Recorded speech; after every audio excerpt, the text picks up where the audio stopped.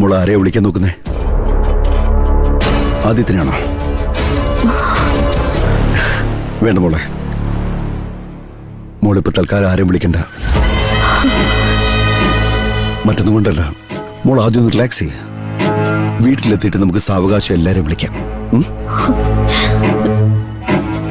മോള് മാത്രമല്ല, അച്ഛനും എല്ലാവരോടും സംസാരിക്കാം.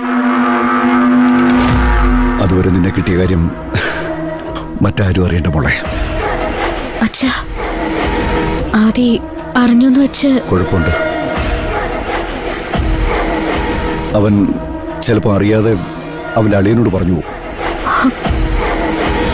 അപ്പൊ പിന്നെ നമുക്ക് നേരെ വീട്ടിൽ പോയി അമ്മയെ കാണാൻ പറ്റില്ല. പോലീസിന്റെ ഫോർമാറ്റ് എന്നൊക്കെ പറഞ്ഞ് അവർ ചിലപ്പോൾ നിന്നെ അവിടെ പിടിച്ചു വെക്കും.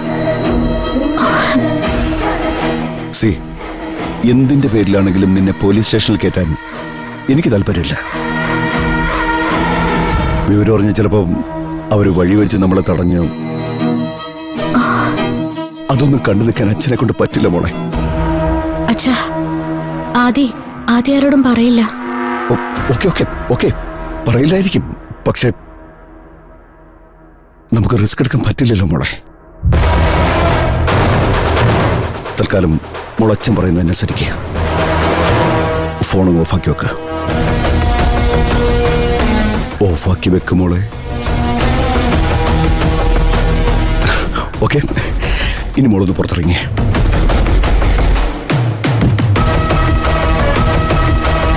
ഇത്രയും നേരം ഈ വണ്ടിയിൽ കുത്തിപ്പിടിച്ചിരുന്ന് യാത്ര ചെയ്തല്ലേ, മോളിറങ്ങ. പേടിക്കണ്ട, ഇവിടെ എങ്ങും നമ്മൾ അറിയുന്ന ആരുമില്ല. മോളിറങ്ങിക്കോ.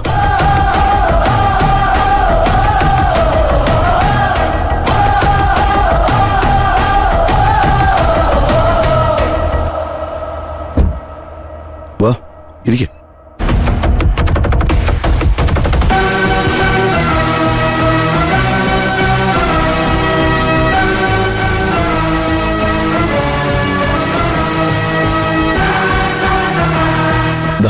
നല്ല ചൂട് ചപ്പാത്തി ഉണ്ട്, ഇത് കഴിക്കേ.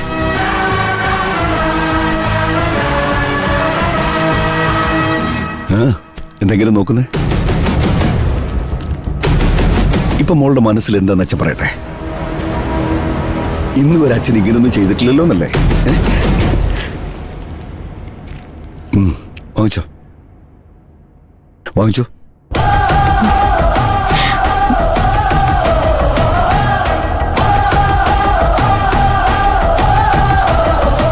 പലതും നമ്മൾ തിരിച്ചറിയുന്നത് പാതയാകുമ്പോഴല്ലേ.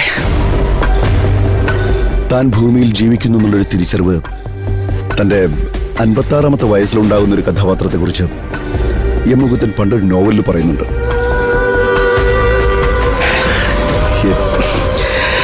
എന്റെ കാര്യത്തിലും അതൊക്കെ തന്നെ സംഭവിച്ചുകൊണ്ടിരിക്കുന്നേ. ഈ സൗഭാഗ്യമൊക്കെ എന്തിനാ ഇത്രയും കാലം നഷ്ടപ്പെടുത്തിയെന്നാ ഞാനിപ്പോൾ ആലോചിച്ചുകൊണ്ടിരിക്കുന്നേ. പറഞ്ഞില്ലേ, വൈകി വരുന്ന തിരിച്ചറിവ്. ഈ പിന്നിലാവ് എന്നൊക്കെ മോള് കേട്ടിട്ടില്ലേ? തിരക്കുണ്ടായിട്ടാണോ അതോ തിരക്ക് അഭിനയിച്ചിട്ടാണോ എന്നറിയില്ല.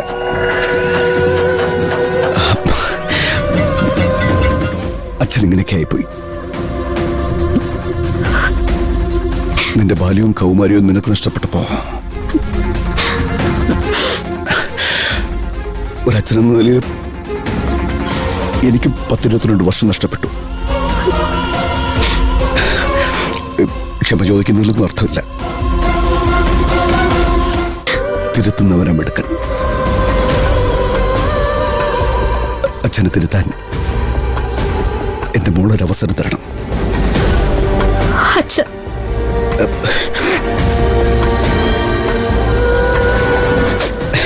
മോള് കഴിക്കേ.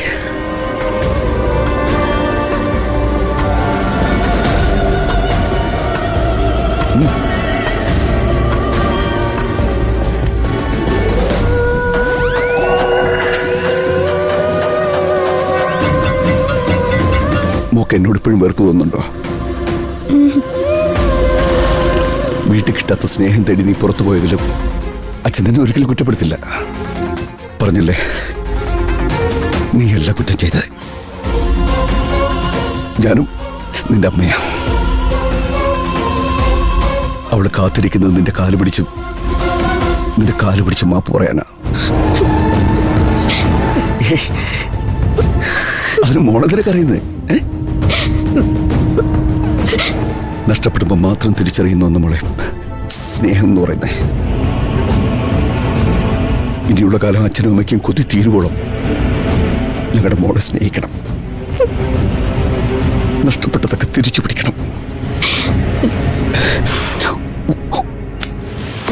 ഒരു ജന്മത്തിലല്ല, 1000 ജന്മത്തിലെ സ്നേഹം നിനക്ക് തിരിച്ചു നൽകണം.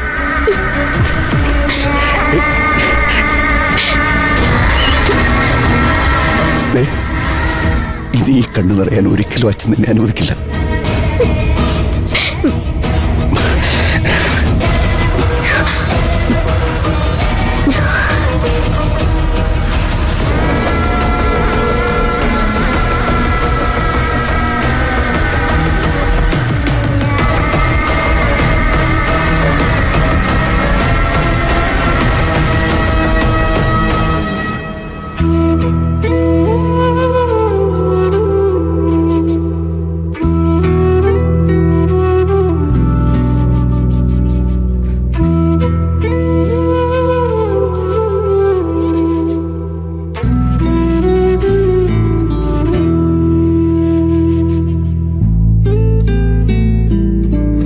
ആദി, സത്യം പറയാലോ, തന്നോടിപ്പോ സഹതാപം അല്ല തോന്നുന്നത്, അസൂയ.